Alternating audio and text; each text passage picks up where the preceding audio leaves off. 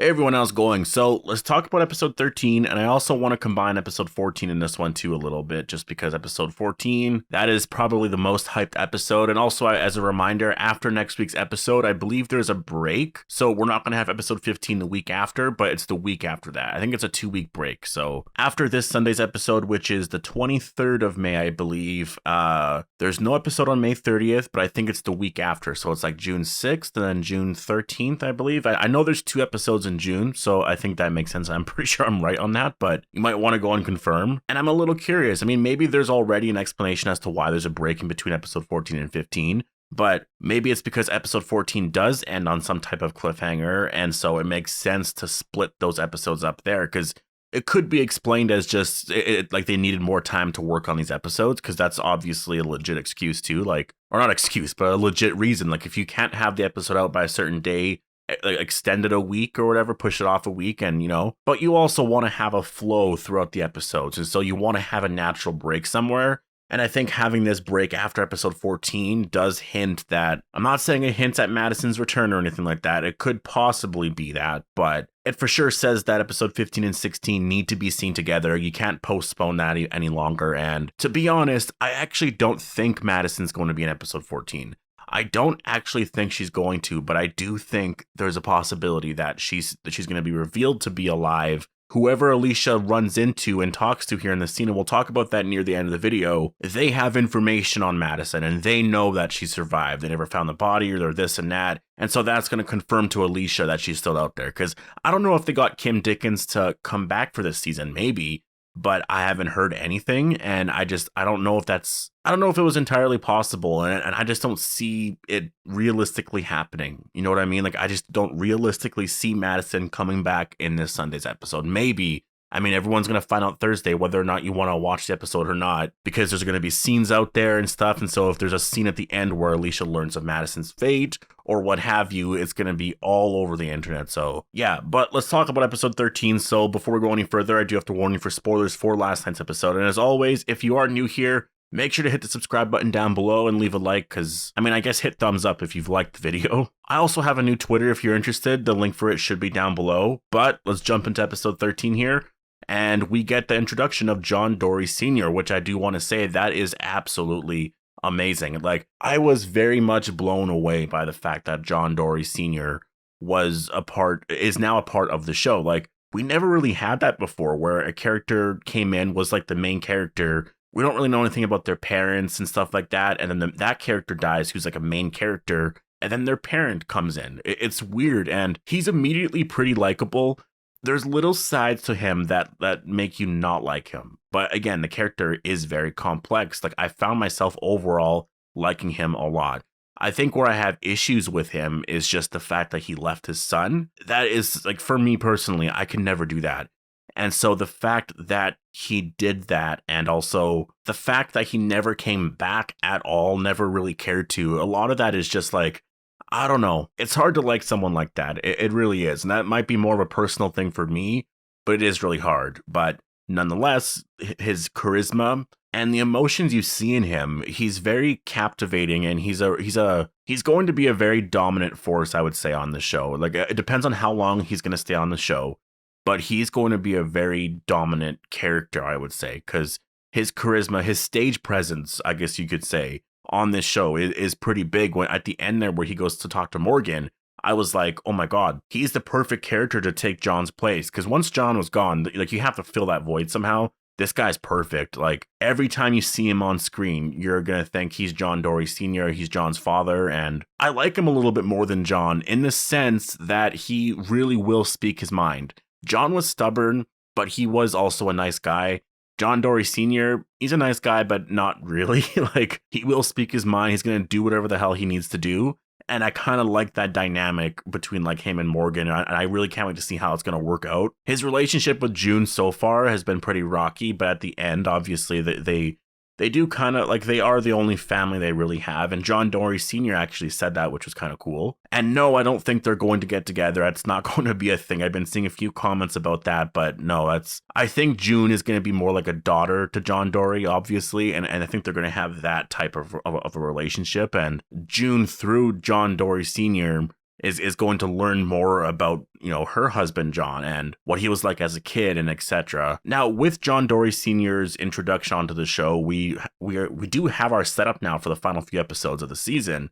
And that is I guess, he's been following this guy for a long time. What we learn in this episode is that he put this guy away for life. And it's funny because I talked about this in my trailer breakdown for this episode. I guess it was pretty obvious already, but he put this guy away for life. And he planted stuff on him. It was dirty, and that just ate at him. He started to drink. He became an asshole, and he hated himself so much. That's why he left John. And so now we have this more personal connection with Teddy's group and Teddy, and this quest for John to take him down finally, right? And so that's kind of where we're at right now. John knows a lot of stuff about Teddy's group, and Morgan also does too. And so at that meeting at the end there, they're all going to be sharing information.